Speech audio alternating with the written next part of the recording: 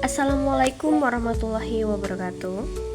Perkenalkan, saya Nindya Fitriningrum AMD selaku perekam medis dan informasi kesehatan akan memaparkan sedikit tentang underlying cause of death. Nah, apa sih underlying cause of death itu? Jadi, underlying cause of death merupakan penyebab dasar kematian atau yang dikenal juga dengan istilah UCOD atau underlying cause of death, yaitu merupakan penyakit atau kondisi yang merupakan awal dimulainya rangkaian perjalanan penyakit menuju kematian, atau keadaan kecelakaan atau kekerasan yang menyebabkan cedera berakhir dengan kematian. Sehingga dapat disimpulkan secara medis apabila pasien tidak mengidap penyakit, maka pasien tidak akan meninggal.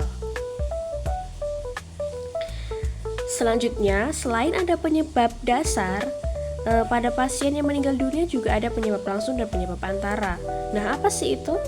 Penyebab langsung itu adalah diagnosis atau kondisi yang diderita oleh pasien berdasarkan hasil pemeriksaan medis oleh dokter yang diidap paling dekat dengan kematian. Dan durasi penyebab langsung adalah durasi yang diidap pasien paling singkat.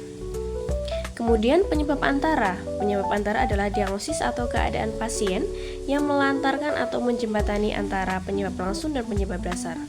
Dalam hal ini, penyebab dasar berarti suatu kondisi yang diidap paling lama oleh pasien. Nah, kemudian bagaimana sih formulir penyebab kematian dewasa yang ada di rumah sakit? Nah, di sini saya ada contoh tentang formulir penyebab kematian dewasa. Di sini tertera cause of death dan ada bagian 1 disease or condition directly leading to death, dan bagian 2 yaitu other significant condition contributing to the death but not related to the disease of condition cause it.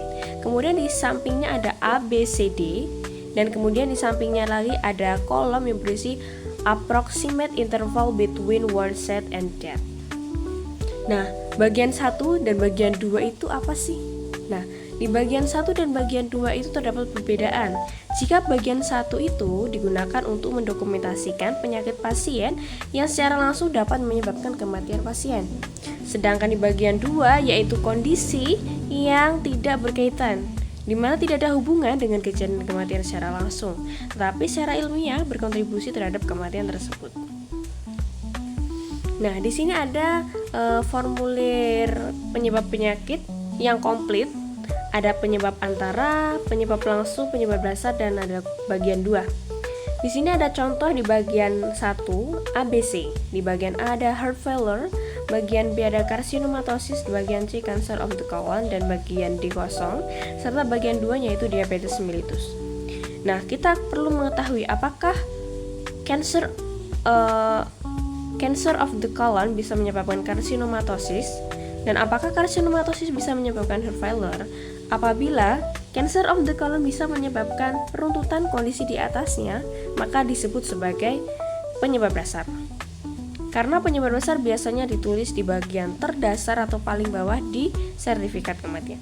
Kemudian bagian 2 itu tidak berkontribusi sehingga dianggap tidak ada. Nah, cara penentuan UCOD sendiri itu bagaimana? Ada beberapa langkah penentuan UCOD. Yang pertama, jika hanya ada satu kondisi, berarti dia dipilih sebagai UCOD atau penyebab dasar. UCOD biasanya atau seharusnya itu ditulis di bagian terbawah pada bagian 1 sertifikat kematian. Kemudian tidak semua sertifikat ini benar-benar tepat dan sederhana ketika pemilihan kondisi sebagai UCOD. Untuk itu, untuk tujuan preventif dan kesehatan masyarakat. Selanjutnya yaitu WHO juga mengembangkan aturan-aturan dan modifikasi dalam penentuan UCOD. Jadi dalam penentuan UCOD itu terdapat rule atau aturan sebagai penentuan penyebab dasar kematian.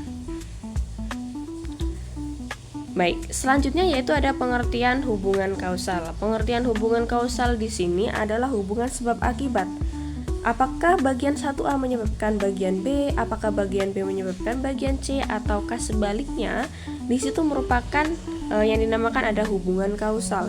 Hubungan kausal ini sangat penting dikarenakan dapat menentukan penyebab dasar dari penyakit pasien.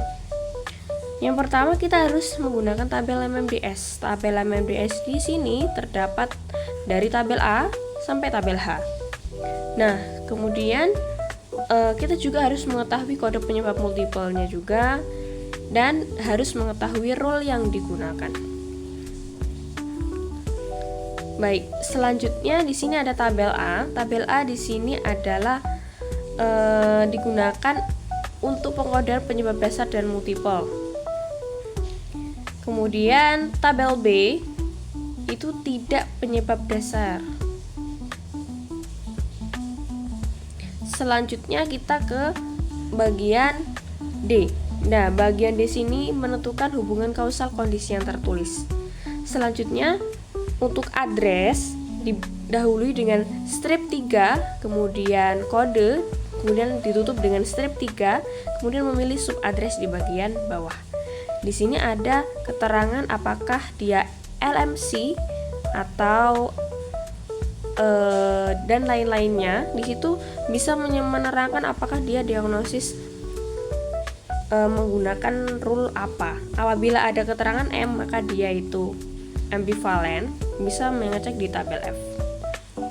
Selanjutnya tabel E. Tabel E ini ketika sudah ditemukan pada tabel D, maka dicari juga di bagian tabel E. Tabel E di sini digunakan untuk menseleksi atau memilih ukot dengan rule seleksi 3, rule A sampai rule F.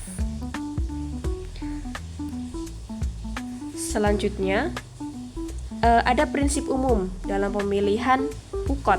Prinsip umum di sini, apabila ada kondisi baris terbawah, itu dipilih sebagai ukot apabila mempengaruhi kondisi yang ada di atasnya.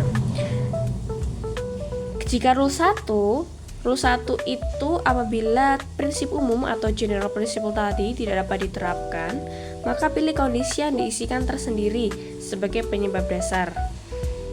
Apabila kondisi itu merupakan penyebab mula-mula dari urutan yang berakhir dengan kondisi yang diisikan pertama pada SKPK.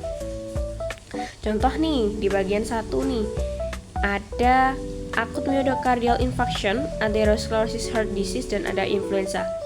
Influenza otomatis tidak bisa menyebabkan atherosclerosis heart disease. Tetapi atherosclerosis heart disease bisa menyebabkan acute myocardial infarction, sehingga dipilih atherosclerosis heart disease sebagai penyebab dasar. Selanjutnya rule 2, apabila ada urutan tidak ada urutan yang dilaporkan yang berakhir pada kondisi yang diisikan pertama pada SKPK, maka pilih kondisi yang disebutkan pertama. Di sini atherosclerosis tidak merupakan urutan yang berakhir dengan pernicious anemia sebagai kondisi yang disebutkan pertama, jadi pilih pernicious anemia sebagai ukot.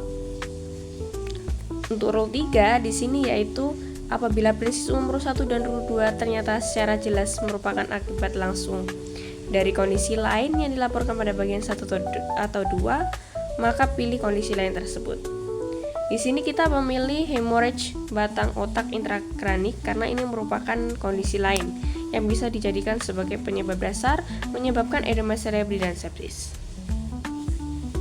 Baik, ternyata tadi merupakan akhir dari presentasi atau pemaparan tentang underlying cause of death. Saya Nindya Fitri Ningrum, AMD, selaku Praga Medis dan Informasi Kesehatan. Apabila dalam menyampaikan ilmu terdapat kesalahan yang tidak disengaja maupun disengaja, saya mohon maaf yang sebesar-besarnya. Terima kasih dan wassalamualaikum warahmatullahi wabarakatuh.